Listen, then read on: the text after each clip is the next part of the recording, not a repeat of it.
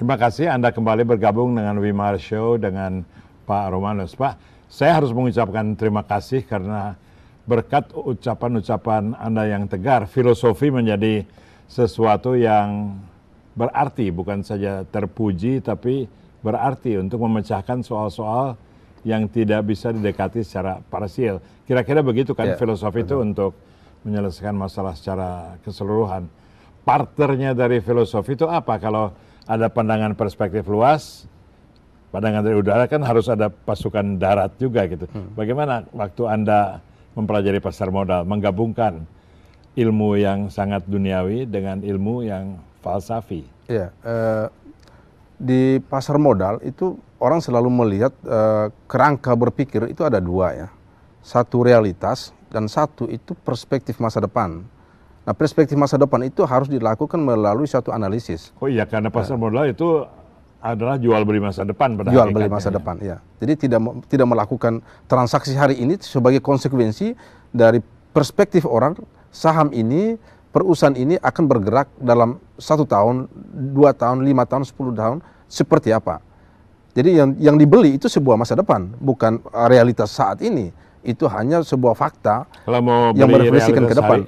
Maaf, kalau mau beli realitas hari ini pergi ke pasar biasa aja. Betul. Pasar media. Pasar tradisional aja. Ya, beri. Tapi kalau ingin masa depan ya pasar modal. Pasar modal, ya. Nah, saya tadi tertarik atau mungkin terusik oleh istilah kapitalisme global. Ya. Soalnya itu sekaligus mengaitkan pengertian kapitalisme yang dianggap jelek, padahal belum tentu juga ya. Betul. Itu kan suatu tata keuangan aja. Ya. Mengaitkan kapitalisme dengan global yang sedang mencari tempat. Mudah sekali membentuk pendapat orang bahwa kapitalisme global itu jelek untuk masyarakat. Ya. Apakah memang maksudnya demikian atau tidak? Saya lanjutkan pertanyaan yang agak panjang ini. Karena kalau menurut pandangan saya, globalisme itu bagus. Ya. Banyak sekali hal-hal yang melewati batas negara yang bagus untuk manusia. Agama Islam, agama Katolik, Paus Fransiskus itu kan internasional, barangkali sistem perdagangan banyak sekali. Terus mengapa sering dianggap bahwa internasionalisme itu buruk dan dikontraskan dengan Pancasila? Ya. Saya kira globalisme sudah lebih terbukti dari Pancasila. Gitu. Ya. Kita tidak bisa meninggalkan diri dalam perspektif Indonesia sebagai bangsa untuk melepaskan diri dari internasionalisme atau globalisme itu tidak mungkin. Tetapi yang terpenting sebenarnya ketika antara globalisme dengan kapitalisme itu berjalan seiringan dan kita memang mau tidak mau harus berada dalam ruang lingkup seperti itu, yang terpenting bagi Indonesia adalah harus memiliki suatu kepribadian yang kuat. Kepribadian kuat itu harus dibentuk dari fundamen kebangsaan kita. Fundamen kebangsaan kita itu adalah bagaimana membangun kultur masyarakat yang ada, membangun kehidupan masyarakat yang ada itu berdasarkan realitas masyarakat. Kalau masyarakat kita lebih banyak kepada petani atau berasal dari kalangan petani, maka bagaimana membangun suatu budaya, suatu teknologi yang bisa menghidupkan masyarakat banyak.